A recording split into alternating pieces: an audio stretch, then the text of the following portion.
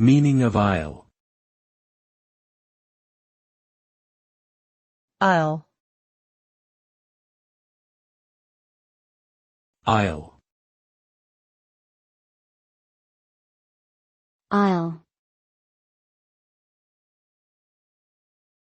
I'll. I'll is a contraction of I will, and it is commonly used in English to express future intentions or promises.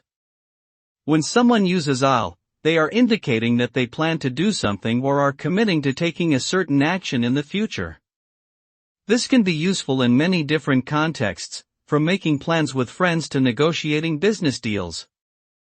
I'll is a simple yet powerful way to communicate your intentions and commitments, and it is an important part of modern English language usage.